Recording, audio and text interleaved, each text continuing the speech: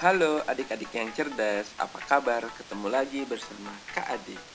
Sebelum kalian menonton video ini, jangan lupa tekan like, share, and subscribe. Jangan lupa juga tekan tanda lonceng untuk notifikasi video berikutnya. Di video kita kali ini, kita akan belajar pelajaran kelas 6 di semester 1, yaitu materi IPS di tema 2. Namun, sebelum kalian mulai belajar, jangan lupa berdoa sesuai agama dan keyakinan masing-masing. Nah, adik-adik, kali ini kita akan membahas seputar peristiwa Sumpah Pemuda. Selamat belajar.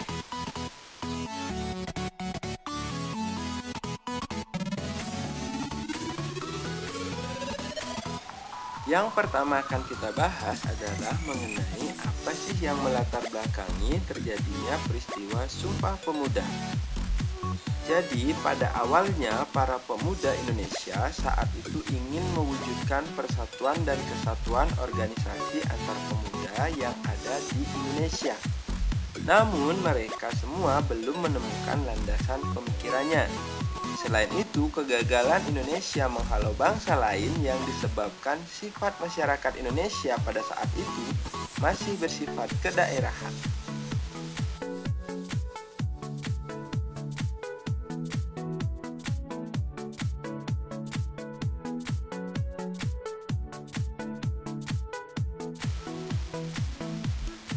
Dalam sejarahnya, Sumpah Pemuda tercetus dalam Kongres Pemuda kedua, yaitu tanggal 28 Oktober 1928. Namun, 2 tahun sebelumnya telah dilakukan Kongres Pemuda pertama, mulai tanggal 30 April hingga 2 Mei 1926 di Batavia, yang sekarang bernama Jakarta.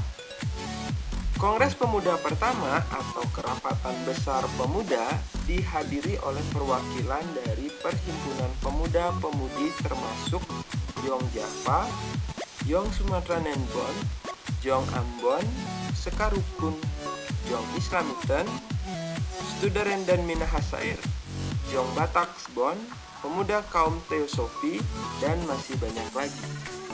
Jadi, sebutan untuk perkumpulan pemuda zaman itu adalah Jong atau Yong yang diambil dari bahasa Belanda yang artinya pemuda.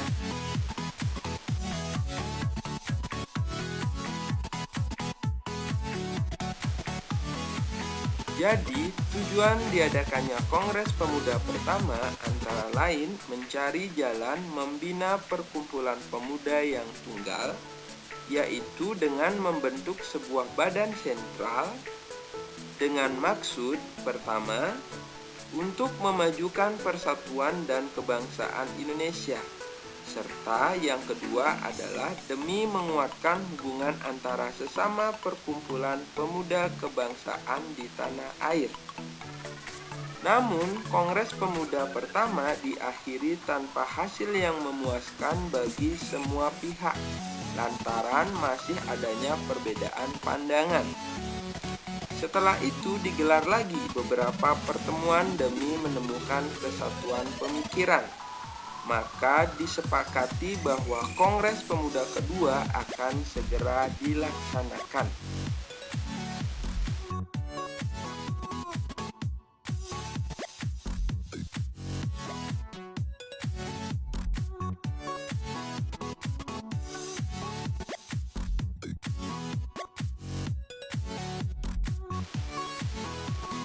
Hingga akhirnya Kongres Pemuda kedua dilaksanakan. Kongres Pemuda kedua dilangsungkan selama 2 hari pada 27 dan 28 Oktober 1928 di Batavia. Hari pertama Kongres menempati gedung Katolike Jong Elingenbon atau Gedung Pemuda Katolik. Sedangkan Kongres di hari kedua diadakan di Gedung Osjava yang sekarang di Jalan Medan Merdeka Utara, Jakarta Pusat.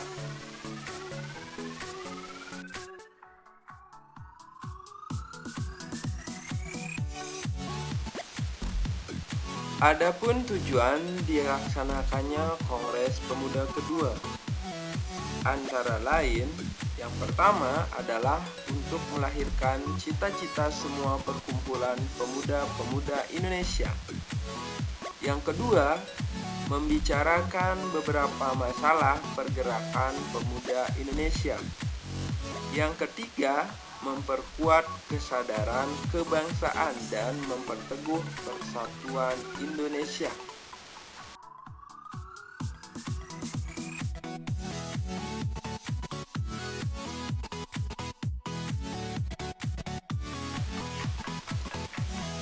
Kongres ini diikuti oleh lebih banyak peserta dari kongres pertama, termasuk Perhimpunan Pelajar-Pelajar Indonesia atau PPPI, Jong Java, Jong Sumatranen Bon, Jong Bataks Bon, Jong Islamieten Bon, Pemuda Indonesia, Jong Celebes, Jong Ambon, Katolike Jong Elingen Bon, Pemuda Kaum Betawi, Sekar Rukun, dan lainnya.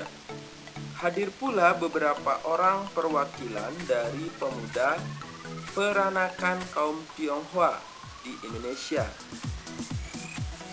seperti Oe Kai Xiang, John Lau Chuan Hok, dan Chiu Jian Hui. Namun, asal organisasi atau perhimpunan mereka belum diketahui.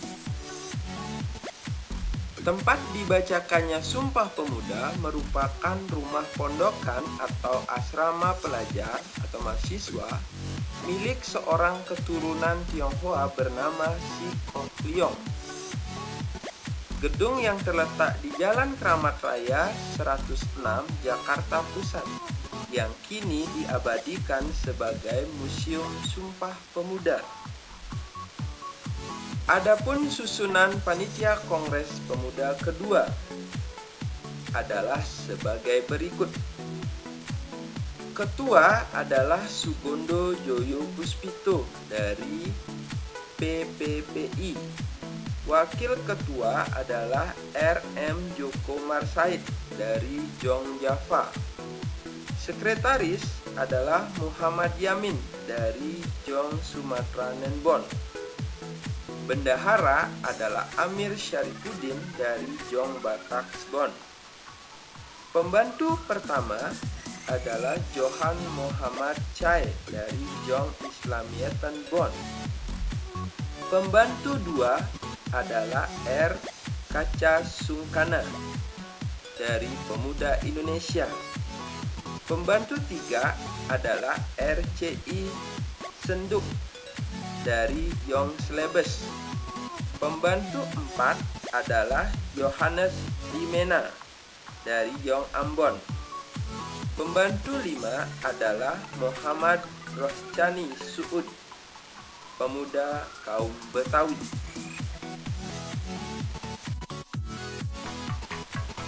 Berikut adalah ikrar Sumpah Pemuda yang dikumandangkan pada waktu Kongres Pemuda kedua. Sumpah Pemuda. Pertama, kami putra dan putri Indonesia mengaku bertumpah darah yang satu, tanah air Indonesia. Kedua, kami putra dan putri Indonesia mengaku berbangsa yang satu, bangsa Indonesia. Ketiga, kami putra dan putri Indonesia menjunjung bahasa persatuan, bahasa Indonesia.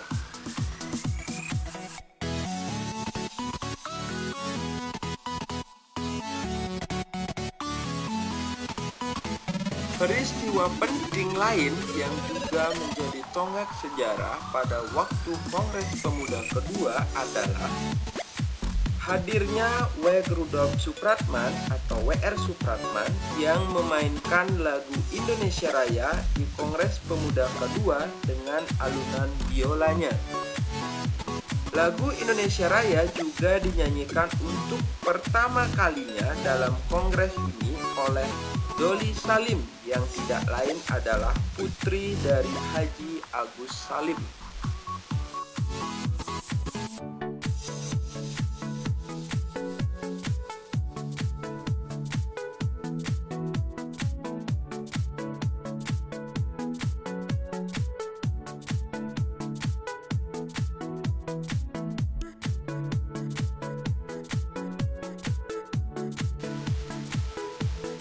Adapun isi yang terkandung di dalam Ikrar Sumpah Pemuda, yaitu satu nusa, satu bangsa, dan satu bahasa.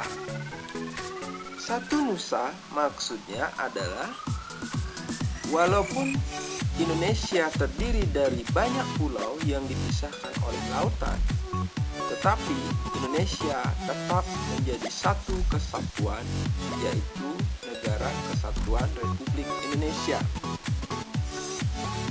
Satu bangsa maksudnya adalah walaupun Indonesia berbeda-beda, baik itu suku, bahasa, ras, golongan, dan agama, tetapi kita adalah satu bangsa Indonesia.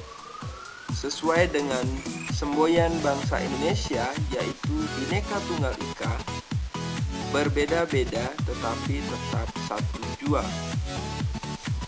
Satu bahasa maksudnya walaupun kita masing-masing mempunyai bahasa daerah sendiri-sendiri, tetapi kita mempunyai satu bahasa persatuan yang menyatukan kita semua dari Sabang sampai Merauke, yaitu bahasa Indonesia.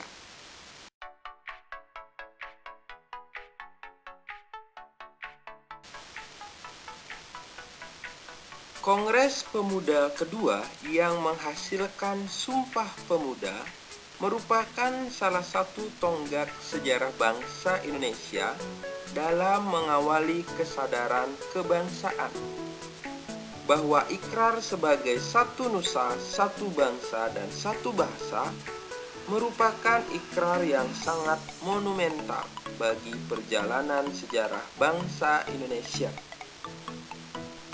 Ikrar ini atau Sumpah Pemuda yang dibacakan di arena Kongres Pemuda kedua dan dihadiri oleh kaum muda lintas suku, agama, dan daerah, nantinya 17 tahun kemudian melahirkan Proklamasi Kemerdekaan Indonesia pada 17 Agustus 1945. Makna yang terkandung adalah bahwa peristiwa bersejarah itu mengajarkan nilai-nilai persatuan bangsa. Sumpah Pemuda membuktikan perbedaan yang dimiliki bangsa Indonesia ternyata dapat disatukan sebagai perwujudan Bhinneka Tunggal Ika, yang berarti berbeda-beda tetapi tetap satu.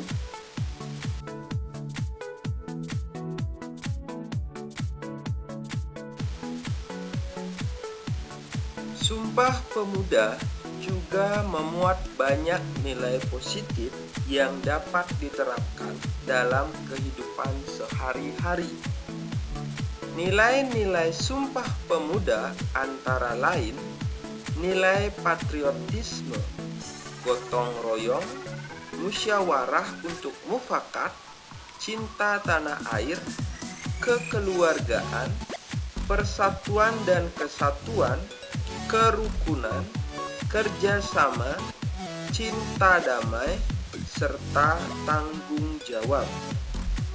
Maka Sumpah Pemuda hendaknya bisa dijadikan sebagai inspirasi bagi generasi muda Indonesia sekarang untuk membawa negara ini ke arah perubahan yang lebih baik, bukan justru terpecah belah dalam pusaran konflik antar sesama anak bangsa sendiri.